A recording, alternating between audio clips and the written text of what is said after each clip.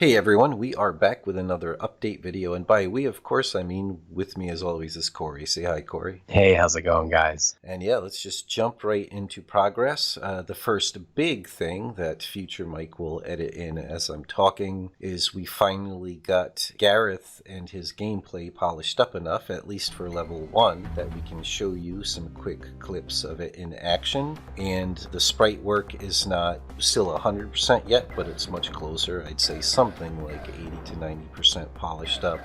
But the important thing is the gameplay is all worked out, and now it's just a matter with everything else in the game. Once we get it in and get it working, we can iterate on the gameplay and the art simultaneously until it's as polished as we can possibly make it. And the other really important thing, the big goal obviously, was not just having a cool second selectable player to play as, but also to make sure that their gameplay is really different. And it's great. Corey, you can speak to that. Actually, you very recently played the latest build and got to experience it with a kind of a fresh player's eye, so to speak, with this new character. Yeah, since you guys have iterated quite a bit on the gameplay, he feels really great. Very different from Elric and a little more hack and slash, kind of gameplay, but it's feeling very fun in all the right ways, I think. Awesome. Yeah, like that's the important thing. The relative level of difficulty has to be there, and there's still room to tweak that to make sure. But that's also kind of cool with the two different players that have different abilities. What's really cool is some aspects of a level or an enemy or a sub-boss or boss, there's going to suddenly be things that work better with one player and not so well with another. So one of the characters will have an easier time with certain parts of certain levels and vice versa. So that's really cool to really have the kind of core gameplay functionality really mix things up quite a bit between the two characters. And in that regard also, as we mentioned in the previous update video, tag team mode is working quite solidly now and being able to really experience. So to remind everyone, a single individual human player can play as tag team mode and just swap out which character they're controlling to let the other one regain health, or two actual separate human players will be able to each control one of the two characters, and you're tagging out which one is actually playing in the moment to let the other one regain health, and it adds so much. And again, kudos to those who don't know the inside scoop. That was very mostly Corey's idea during the last minute plannings of the Kickstarter, and I think this just adds so much additional depth and replayability and fun factor to the game, and it's really cool to see it coming to fruition. Yeah, the nature of DaemonClaw is the fast arcade experience that you want to keep replaying with high replay value. So we loved the idea of those modes, and that one seemed to click because we had a lot of people asking about a two-player mode or something, and I kind of racked my brain and I was like, well, how can we offer something like that without having to suddenly have another character on screen and maybe cause performance problems or something? Not just from a technical standpoint, since we need to get this game working very well on the Mega Drive, which Neofid is doing a fantastic job on. But then there's just the fact that we're hyper focused on something that kind of fell away from focus in game design for any side-scroller game in the last several decades that looks like a Metroidvania. They kind of all went in that direction, and overall gameplay went to a much more kind of zen grinding style instead of nonstop visceral exciting gameplay. And that's what we're really focused on. So the gameplay and level design for DaemonClaw from day one was very carefully focused on this single player fast action where everything on the screen is going at the player and he has to constantly react to that. So, if you have another player with agency in the scene, it changes everything about the balancing and game design and level design and everything, which is something that we knew that we didn't really want to change fundamentally about the game. Yeah, exactly right. So it was just a brilliant idea on Corey's part that, hey, if you do it the one character at a time tag team thing, that suddenly you keep all of the gameplay mechanic exactly the same, the careful camera control and stuff like that. And there's just, like, obviously you have to make sure the gameplay works with the way the other character controls and their, different weapon and behaviors and stuff. But that's still the core of it, is still the whole concept of this choreography of the character centered on camera. And so it drastically reduces the amount of extra testing and iteration in game design to make sure a level is designed to be both really fun in single player and two simultaneous. Like that would have been a massive undertaking. It would have, Yeah, if that was something that we had planned from the start long ago, it would be different. But since it wasn't, it felt like it would have been too much to do in the moment now, long after the fact. So that doesn't mean we don't like designing co-op gameplay, because Metro Siege, to plug our other backburner game project, has co-op gameplay in it. So who knows? It just needs to be designed that way from the get-go, and it's a very different flavor of gameplay design. So and yes, future Mike will have spliced in a little Metro Siege, since Corey worked in that perfect plug. And talking about Neofid and what they've been working on, aside obviously from iterating with us on the Gareth gameplay, they continue to make good progress on the level 3 boss fight, which is very complicated. We're not going to show him right now, but the level 3 boss fight in particular, he's like a collection of independent parts all working together. So it's really complicated kind of understanding and then programming how these different aspects or parts of the boss all need to kind of choreograph with each other and stuff like that. But that was a big shift, actually, I could say, in development lately, where we had these opportunities or the kind of necessity to adapt our schedule and suddenly switch to a lot of this iteration work ahead of what we originally planned.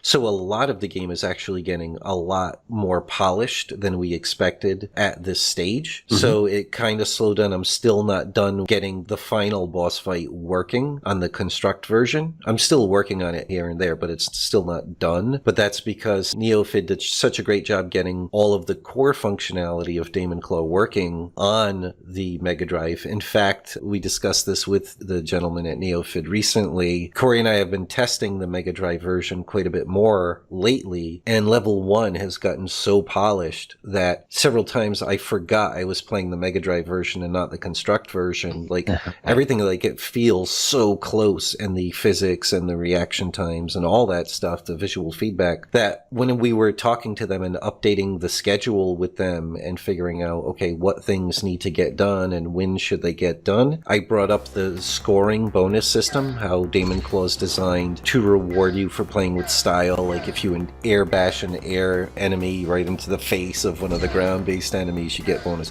That kind of stuff. Of course, we've had that in the construct version for a long time now, so we were used to seeing it. But then it popped up on the Mega Drive at least once or twice while I was testing, and it didn't even register, oh, this is the Mega Drive version, they got it working. So it's like, when do you think we should start implementing that? And they were like, oh, I don't know if you tested it, but it's actually largely working now. So it goes to show. Yeah, I think they've gotten into a really good groove of replicating what's done on the construct version, even sometimes without us bringing it up. Exactly. But yeah, so getting back to the point of the schedule change I was mentioning, which is based on this, they got so much of the core stuff working, and suddenly we're working on the more complicated sub-boss and boss fights and stuff like that. So suddenly it became really necessary for me to stop plotting way ahead of what they're going to need in getting the final stuff working in the construct version, and start giving them much meatier, or maybe sushier in the case of the level 3 boss fight, if we can coin a phrase, like just really beef out the description and the design document of exactly how this thing's supposed to behave. So I shifted to a large degree, just tons of playtesting. And the other thing that we did that suddenly made a ton of sense before, because they were working on core stuff, they could work very easily just playing the build of the construct version, watching all the videos we send them of gameplay, and they could just get that all working very largely correct. But you reach a point where it's largely correct, but it's not quite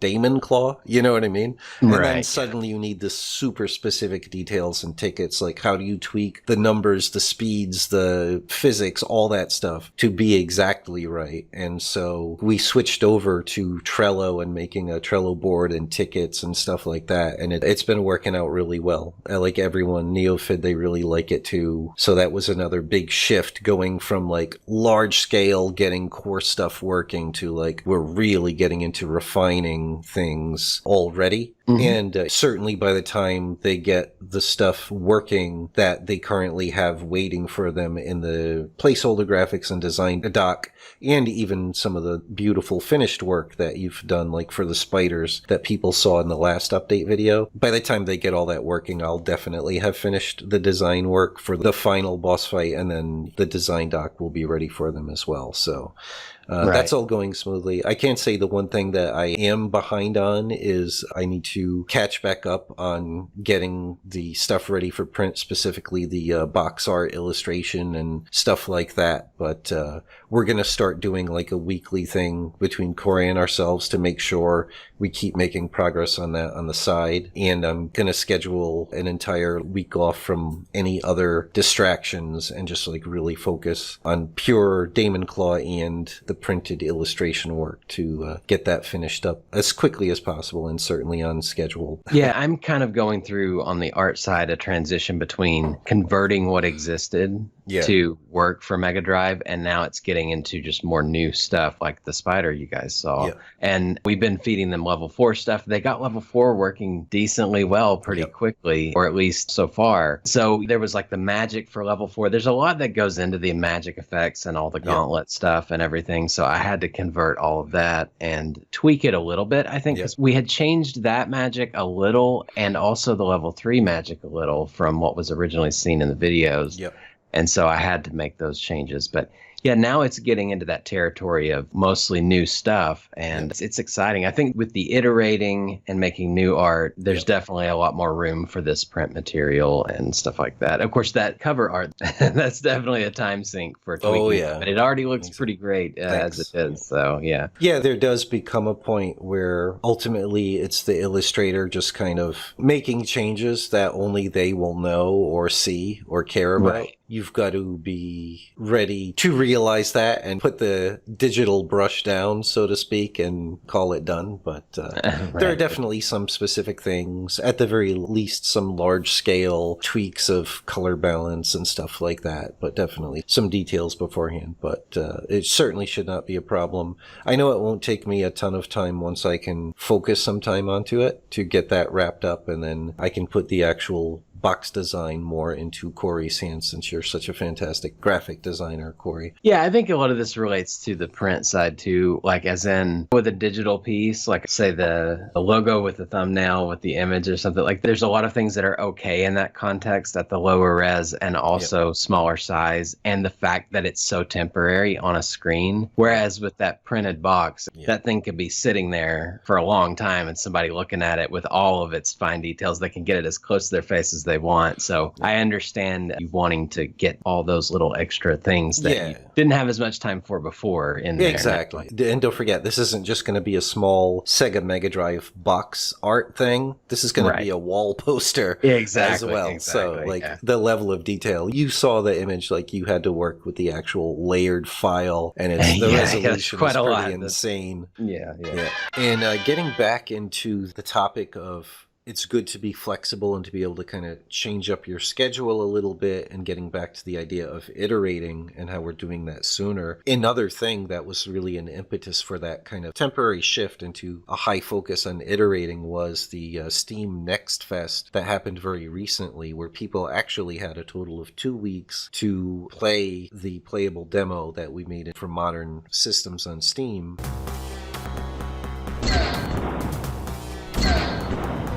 Just making it rain birds. Oh. Don't even try it. This gets smoked. It plays great, honestly. The inputs are amazing. It's simplistic. It's all about knowing enemy patterns and how to dance with them, which I'm a big fan of. And the really cool thing that happened there was quite a few YouTubers actually took the time to play through the demo, having never played the game before. I'm sure some of them maybe never even saw the game before and discovered it in the Steam Next Fest. And so it is critical to keep getting totally new playtesters to play your game. And it's great to get direct feedback and stuff like that. But the true treasure of getting new players to play your game is when they don't know you, they don't care about your feelings, they've not been coached by you or previous gameplay footage on how to play and what the tricks are. And we're going to shout out some of these. Future Mike will splice in some of these videos. This has been supremely useful to just watch this footage of just people playing the game from scratch, many people skipping the training section, the video they could watch that explains, or other people having a clear language barrier, so even if they watched the video, they might not get some of the nuance that's being explained to them. One thing that was really interesting was the high jump that you achieve in DaemonClaw by holding up and pressing jump. It's not a common gameplay mechanic at all. Right. And it's not something people can intuit, and the vast majority of side-scrolling games with the humanoid character now, it uses the kind of Mario approach where the longer you hold the jump button, the higher you float into the air. Yes. And so DaemonClaw is very not like that. It's very fast, reflexive, kind of explosive movement with like the high jump. But it's not something that a player can just intuit. So if they don't understand English or didn't watch the video, in other words, seeing those things and seeing that player have to adapt to not knowing that information. And the power-ups come on the screen in a sine wave. Thank goodness that I decided to add that little bit of visual flourish. That does affect the gameplay a little, but the poor guy had to perfectly synchronize his regular short-distance jump with the downward trajectory of the sine wave of the power-up movement to grab a power-up. And luckily he did it. And then eventually he discovered, oh, the uppercut goes really high into the sky. So he used the uppercut instead of an actual high jump. Very useful to see stuff like that. Yeah, and even the YouTubers who were having trouble with the game like that, it was still nice to see that they were really enjoying. Yeah, they went all the way through, wanting to learn and keep playing over and over.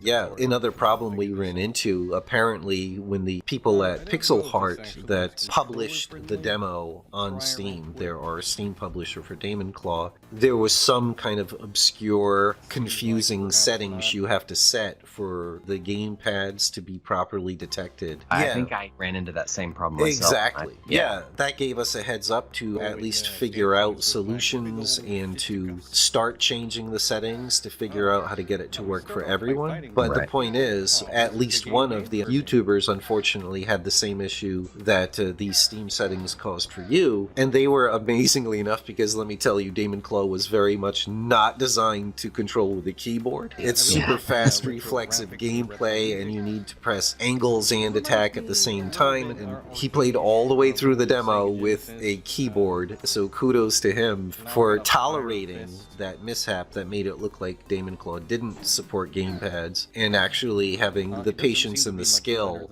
to actually make it through the demo controlling it with the keyboard. But we did comment on the YouTube video to let him know the two solutions to get his gamepad working, and hopefully he'll try the game again, maybe a future demo update or something, or even the current one that he might still have accessible. And one of the other funny things that we noticed, and we knew this was an issue when we were designing the level 1 boss fight, the big bird man, we definitively wanted it so that you had to figure out these patterns and learn, okay, after the boss does this, or just before he does this, his guard is down for a second and all that stuff. So we definitely did not want button mashing. But then there's the level 2 sub-boss. One of the YouTubers, we'll see if Future Mike splices this in. I thought it was really funny when I was watching it. The guy just walks up and he just keeps punching the guy's giant metal shield. And this is a big man that's bigger and stronger than him. I'm like, why do you think it's going to change? You know what I mean? Like, try something new. It's like going clang, clang, clang, and the big ram man with the giant shield is clearly blocking his attack. But the point is, seeing that kind of thing can remind you, as a game designer, everything is obvious to you that you came up with because you came up with, or because you know the things that influenced your game design choices, of course you're familiar with because they're what influenced you. But like I said, so many other game players expect to be able to go up to enemies and button mash. So this always is a good reminder to see people playing like this. Is there a way I can communicate even better? Or can I make it so that if you run up to the enemy and keep button mashing, like I'm thinking for that ram man, it would be pretty simple to just make him do a really quick, sudden shoulder ram forward at you if you button mash on him a couple of times and keep hitting his shield. It'll bump you back away from him. Like a sort of, this isn't going to work, try again a different way. Try something different. But make it, because otherwise he just keeps standing there and blocking it over and over and over infinitely. Yeah, these things are great because we get those flashes of inspiration that we otherwise wouldn't have had. Exactly. Like I said, it's just so incredibly valuable to watch people that have not been coached. They will express, and you will see, even if they're not talking, you will see in the gameplay if they're getting frustrated or they're confused and don't know what the heck to do. Or a lot of times, if they keep trying something, it's because they're kind of sending a message like, this should work, because that's obviously what they think. It's the game designer and obviously the artist's job to communicate to the player and make it obvious, no, that doesn't work. You should be trying something new, or to change the gameplay and maybe make that work. Like another option, maybe we could make it so if you button mash the hell and keep pounding this guy's shield, maybe you can break his shield. Right. Those kinds of things are always options that, like you said, can give you these little additional creative sparks and kind of help you find these loose ends that you didn't see. Because, of course, when you play your game, you play it exactly how you intend it to be played, and there could be all of these amazing blind spots, which that reminds me of the final YouTube video that Future Mike will clip in, is of level 1 boss fight, where a player just happened to find the perfect rhythm of walking up and button mashing in such a specific rhythm that the boss kept getting hit. And like that's the exact opposite of what we want. That's incredibly valuable. What are the chances? Like we've seen so many people fight the level 1 boss fight, and we kept refining it until overwhelmingly the players we saw play it without any coaching, they had the right amount of difficulty where they might die once or twice, and then they'll figure out the patterns and they'll beat the level 1 boss. Like classic arcade level of difficulty. Fair, but you've got to figure out the patterns and all that stuff. But there's always those things, and for those of you who watch speedrunning videos, you know, no matter how carefully you design your game, eventually those bastard speedrunners will find some little loophole you didn't think about in the programming, the AI, and come up with some ridiculous way to just make mincemeat out of your bosses and stuff like that. Like, this is great. The more testers you get, the more you can eliminate the ways you could do that that are too easy to kind of cheap your way through a boss fight. So super, super valuable stuff. But so that's it for that. In general, we're continuing to make good progress, and it's just really exciting the level of polish we're getting to now. And now that we switched to this Trello board, it's just really getting polished up really quickly. We have weekly, every Friday meetings with Neofid. I look forward to the next one. We're actually going to just work out some of the remaining kind of more mundane, less gameplay related stuff of, okay, what are all the menus that need to exist in the game for all the options and stuff like that? Exactly. There were some that we thought of that we never even thought of with Construct. That's the thing. And they're going to be different between different systems. So that's why it becomes critical. Like Corey and I can't just design that stuff in a vacuum. We need to work it out with what are possible features to offer, like in an option screen, for example, for the Mega Drive, for this game and all that stuff. And then, of course, you always go into memory constraints too. And that's the final point of this update, is that we've already started also while we're polishing, and Corey and I keep giving them placeholder art, and Corey is replacing it over time with the beautiful final art. While all that's going on, we also have to start optimizing and being more careful with that, because we've got this really cool whole end epic boss fight and these little cinematic events that happen to make the whole final scene just as cool as possible. And we need to make sure we've got room for that on the Mega Drive cartridge, which obviously is not a concern at all for things like a modern Steam version of the game or the Neo Geo version, where you've just got tons more cartridge space. It's better, in other words, to not just ignore that stuff until you suddenly have to deal with a huge amount of backtracking and optimizing at the last second. Right. Because the more time you have to do it in a comfortable Zen way, the better you can pull it off. Luckily, Corey and I both, we love that kind of crazy challenge. It's like another kind of puzzle or optimizing for hardware. Like,